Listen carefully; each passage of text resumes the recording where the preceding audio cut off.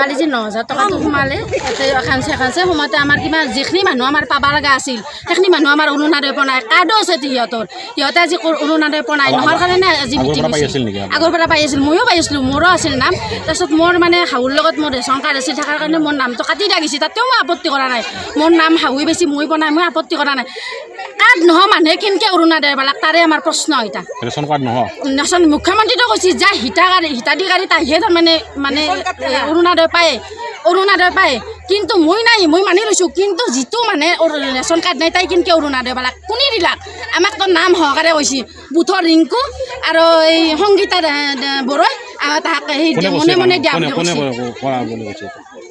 যোনে মানে দিছে, যোনে মানে ফৰ্মখন দিছে শুনিয়ে কৈছে। আমাৰ পইচা ৰাতিপুৱা যেতিয়া মিটিঙত গৈছে য'তে মানে বহুতে কৈছে তোমাৰ দেখোন অৰুণোদয় সুৰকা নাই, কেনেকৈ সুৰকিলা সেনেকৈ কৈছে। কতে কৈছে নাই মই পাইছোঁ, মোৰ আজি ৰাতিপুৱা ৯,০০০ আজি সভাখনৰ উদ্দেশ্য কি আছিল? আজি সভাখনৰ উদ্দেশ্য অৰুণোদয় নাপাৰ কাৰণে আছিল। স্থানীয় যিগৰ পাৰিষদ আছে আপোনালোকৰ জনাইছিল নেকি তেখেতক? ঘটনাটো জনাইছিল জনাইছোঁ আমি।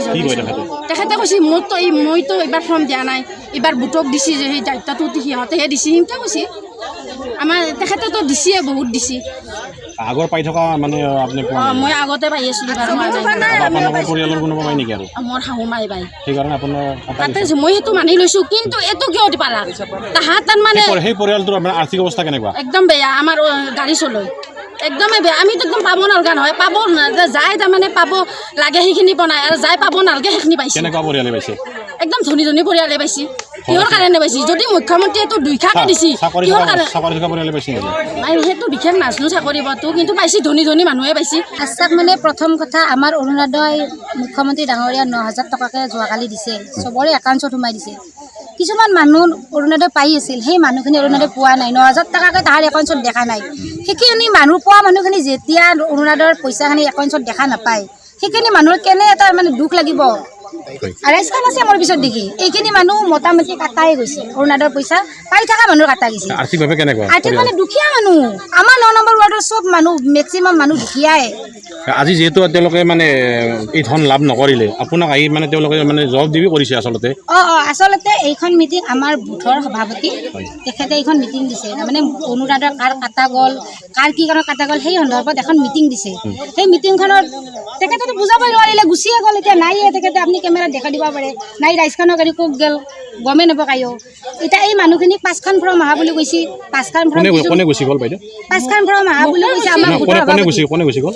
বুথৰ সভাপতি নাই ধৰ এতিয়া দেখাত তেখেতক কিবা ক'ব পাৰিলে হয়। যি গতিকে তেখেতৰ তাত ফৰ্ম আছিল, তেখেতে সকলোকে দিছে, এতিয়া তেখেতে নাই। তেখেতৰ কাৰণে ময়ে কৈ দিছোঁ 2 এষাৰ। এতিয়া মই এটাই কথাই জানো, মোৰ ৰাইজৰ মানুহখিনি সকলোকে মোক লাগিব, কাৰণ মোক তেখেতসকলে মোক জয় কৰিছে। তেখেতৰ কাৰণে আজি মই 9 নম্বৰ ৱাৰ্ডৰ পাৰিষদ। সেইকাৰণে কৈছোঁ মোৰ ৱাৰ্ডৰ মানুহখিনি যাতে সকলোৱে অৰুণোদয় ফৰ্ম পায়। আৰু মোৰ হাতত এইবাৰ অৰুণোদয় ফৰ্ম দিয়া নাই, মোৰ ৱাৰ্ড কমিশ্যনাৰ ইয়াৰে, কিন্তু মোৰ হাতত দিয়া নাই, বুথৰ সভাপতিৰ হাতত দিছে। আৰু এইমাত্ৰ আমাৰ চেয়াৰমেন বাইদেউ আমাক আশ্বাস দিছে এইবাৰ ফৰ্ম আহিব, পাটোৱাৰী ডাঙৰীয়া আমাক ফৰ্ম দিব, তেতিয়া মই আমাৰ ৱাৰ্ডৰ মানুহখিনি চবকে যা কাটা হৈছে মই কৰি দিম। যিকোনো খবৰৰ বাবে যোগাযোগ কৰক আমাৰ এই নম্বৰত 9181 307 2221।